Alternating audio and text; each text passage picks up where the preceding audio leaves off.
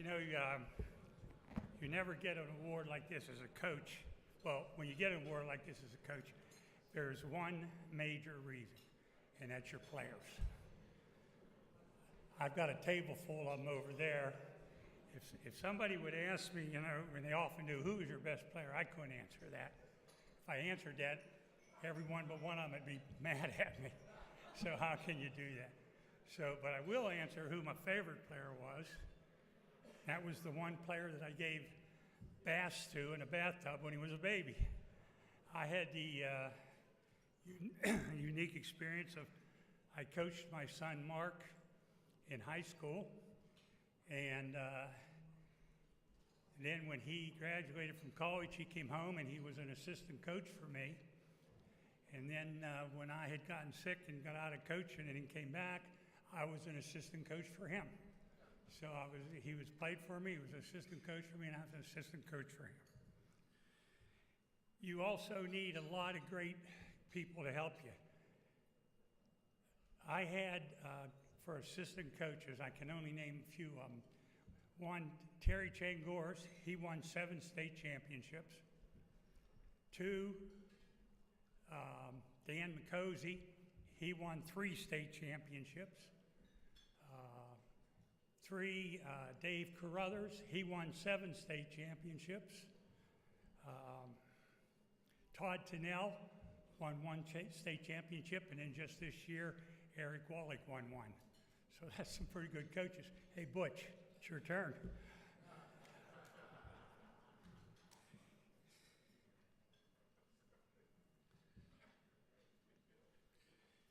Probably the best coach I ever had, probably the best assistant coach I ever had. He helped me the most. I met her in college. My first day in college, I went in a mid-semester. I sat with a young lady. The first time I met her, I knew this was going to be a pretty good deal. She was captain of the cheerleaders there, and her major was home ec, which means she was studying how to take care of her husband. So I figured that's a pretty good deal there. And as Coach said before, you know, she did as a lot of coaches' wives did. Before the game, she would be in charge of preparing a pregame meal. After the game, all the coaches would come over to the house, and we'd eat and watch the films. Then on Sundays, we'd all get together at my house, and she'd have something for us, and we'd work on game film.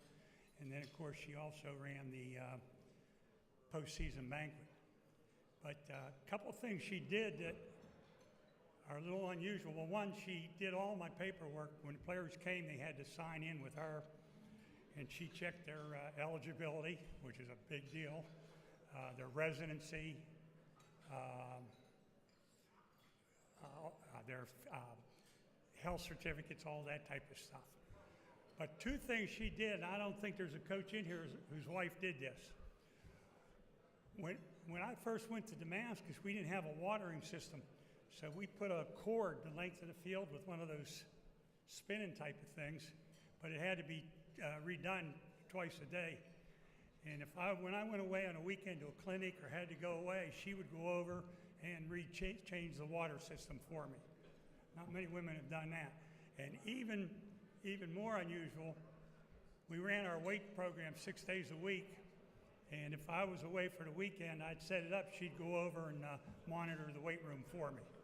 So that's pretty unusual for your wife. The best fan I ever had, I got when she was about 3 years old. After every game, my daughter, Andy Jean, would come running out, win or lose, home or away, grab me by the leg, have a soda in her hand, tell me she loved me. That really meant a lot to me, particularly if we lost, because normally at that time I was thinking where I messed up or thinking how them damn officials screwed us. But she always changed that around and made me just put everything in perspective. She went on to, freshman year, she made the dance team at the University of Delaware, and of course I didn't get to see her during football season, Sally and I go over. First basketball game, I'm sitting there watching this. I said, Sally, I says, I feel like I'm at Baltimore down the block. I mean, the dance teams, yowzer. I'm telling you.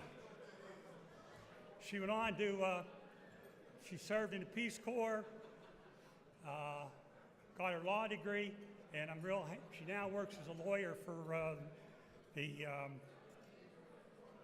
Humane Society of the United States, and she was very, very involved in the Michael Vick case. So that's pretty good. The last thing I want to mention to you, and this is a true story. When we opened, my first head job was at Seneca Valley, and when we finally opened it and got a senior class, the first senior class went undefeated, won a state championship. Second senior class went undefeated, won a state championship. So I'm feeling pretty good, you know. And get an invitation from my hometown, Johnstown, Pennsylvania. Probably not too many of you heard of it. If you have, it's because of the Johnstown floods. And notice I said floods, plural. It shows you how smart we are up there. But come back for a big reunion. And so I was so happy. I said, come on, Sally, we're going to go to this, see my former classmates and my teammates, teachers, and I want to meet my coach. Tell him how much he did for me and how much I admired him. And tell him how, you know, he was a high school teacher, I was a high school teacher. He was a high school coach, I was a high school coach. And thank him for everything, tell him how good I had done, you know, he'd be real proud of me. So we get there, and we're there and talking to people, and eventually the line in front of him kind of wears down. He was having some problems then with his, you know, memory and stuff, but he was doing okay. So finally I got a chance to go up to talk to him. I go walking up, and I see him looking at me in his eyes. I knew he was kind of hesitant who I was. I stick out my hand. I said, hi, Coach. And he shakes my hand. He's looking at me, and I go, Al Thomas. He looks at me, and those eyes go with that look.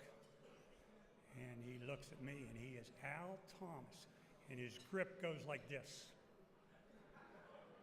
He says, yeah, Al Thomas, you cost us the Beaverdale game. So that was 20-some years before then. So tonight, you know, I might be a legend in this room tonight, but back in Johnstown, Pennsylvania, I'm just the guy who cost them the Beaverdale game. Thank you.